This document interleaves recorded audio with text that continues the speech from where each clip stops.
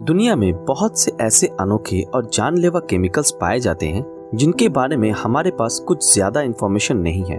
लेकिन अगर आपने उनके साथ एक्सपेरिमेंट करते समय जरा भी लापरवाही की तो उसका नतीजा इतना खतरनाक हो सकता है कि आप सोच भी नहीं सकते। कुछ ऐसा ही एक फीमेल रिसर्चर जिनका नाम कैरेन वॉटरहैन था, उनके साथ हुआ, जो एक ऐसे केमिकल कंपाउंड के साथ वर्क कर रही थी जिसके बारे में हमें बहुत कम इंफॉर्मेशन थी। और वो केमिकल गलती से टेस्टिंग के वक्त उनके हाथ पर गिर गया, जिसका नाम था डाइमिथाइल मर्क्यूरी, जो कि मर्क्यूरी केमिकल का ही एक रूप है।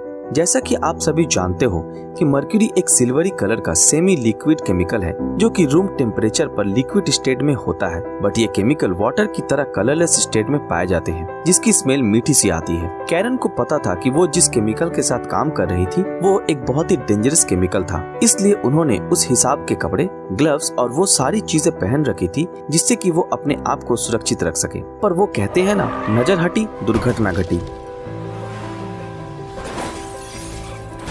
तो कैरन के ग्लव्स पर गलती से मर्क्यूरी की 2 बूंद गिर गई। कैरन वैसे तो एक एक्सपर्ट थी जिन्हें केमिकल से जुड़ी छोटी से छोटी बातों का नॉलेज था, लेकिन उस समय उन्होंने उस पर इतना ध्यान नहीं दिया।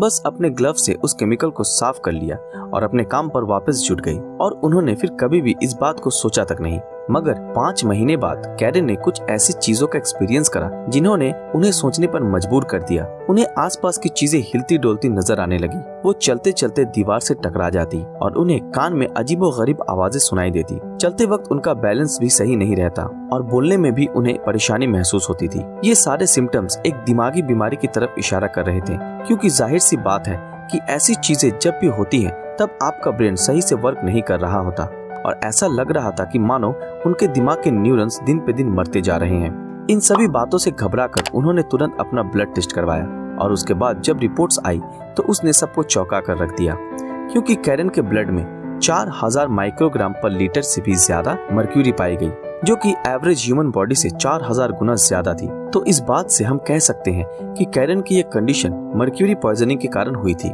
पर ये केस बाकी केसेस की तरह सीधा नहीं था। जैसे जैसे दिन गुजरता गया वैसे वैसे ये केस और ज्यादा पेचीदा होता गया। नॉर्मली ये देखा गया है कि जब भी किसी टॉक्सिक केमिकल का लेवल शरीर से कम हो जाता है तो पेशेंट रिकवर होने लगता है, लेकिन कैरन के साथ ऐसा बिल्कुल नहीं हुआ।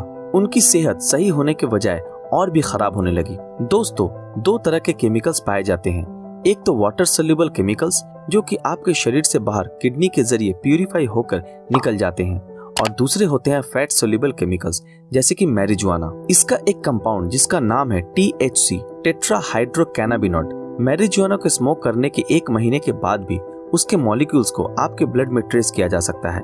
डाइमिथाइल मर्क्यूरी भी फैट सोल्यूबल केमिकल होने की वजह से वो कैरन के शरीर के एक बहुत ही इंपॉर्टेंट बॉडी ऑर्गन में जमा हो गया था। वो ऑर्गन था ब्रेन। ब्रेन ही हमारी बॉडी का सबसे फैटी ऑर्गन है, और उनका ब्रेन डाइमिथाइल मर्क्यूरी के मॉलिक्यूल्स को एब्जॉर्ब करने लगा था, और मर्क्यूरी दूसरे कंपाउंड के साथ रिएक्ट करके ऐसे केमिकल्स कंपाउंड्स बना रहा था जो कैरन के न्यूरॉन्स को खत्म कर रहा था, और यही कारण जिसकी वजह से कैरन को ऐसे दर्दनाक सिम्टम्स को महसूस करना पड़ा। जब प्रॉब्लम पूरी तरह से पता चल गई तो अब सवाल ये आता है कि इतने सारे मर्क्यूरी को कैसे निकाला जाए। तो दोस्तों, मैं आपको बता दूं कि कैरन जिस परेशानी का सामना कर रही थी वो केमिकल के मॉलिक्यूल्स की वजह से थी, जो उसके शरीर को तहस नहस कर रही थी। और इन मॉलिक्यूल्स को निकालने के लिए हमारी मेडिकल साइंस में 2 टेक्निक सामने आई है। एक तो ये हो सकता है कि ये फैट सोल्यूबल मर्क्यूरी को किसी तरह से बॉडी के अंदर ही ब्रेक करके वाटर सोल्यूबल बना लिया जाए, ताकि मर्क्यूरी यूरिन के थ्रू बॉडी से बाहर निकल जाए। लेकिन ये हो पाना लगभग नामुमकिन था, क्योंकि डाइमिथाइल मर्क्यूरी हमारे लीवर में ब्रेक डाउन होके मेथल मर्क्यूरी में बदल जाता है, जो कि फिर से फैट सोल्यूबल है, ना कि वाटर सोल्यूबल। और अब दूसरा और आखिरी रास्ता ही बचा था, जिसे कि मेडिकल साइंस में कहते हैं किलेशियन प्रोसेस। केमिकल किलेशियन का मतलब एक बड़े वाटर सोल्यूबल मॉलिक्यूल जैसे कि कैल्शियम के अंदर छोटे फैट सोल्यूबल मॉलिक्यूल्स को एब्जॉर्ब करके वाटर सोल्यूबल मॉलिक्यूल्स को यूरिन से निकालना, ताकि फैट सोल्यूबल मॉलिक्यूल भी उसके साथ ही निकल जाए। हुआ भी कुछ ऐसा ही। कैरन के दवाई लेने के बाद अगले ही दिन मर्क्यूरी का लेवल उसके यूरिन में 60 गुना तक बढ़ गया, लेकिन ये काफी नहीं था, क्योंकि सबसे ज्यादा मर्क्यूरी उनके ब्रेन के अंदर फैट सेल्स में जमा हो चुका था और उसे निकालना लगभग असंभव था।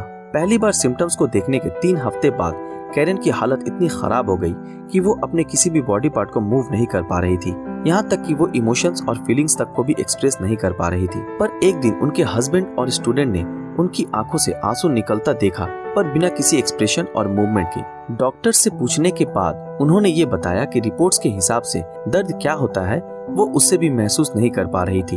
और फिर 8 जून 1997 को वो दिन आया जिससे कि नहीं आना चाहिए था। जी हाँ, इस दिन कैरन हम सबको छोड़कर जा चुकी थी। ये हम सब के लिए एक बहुत दुख की बात है। इसके बाद से डाइमिथाइल मर्क्यूरी केमिकल को लेकर गवर्नमेंट ने लेबोरेटरी में कानून और भी ज्यादा स्ट्रिक्ट कर दिए।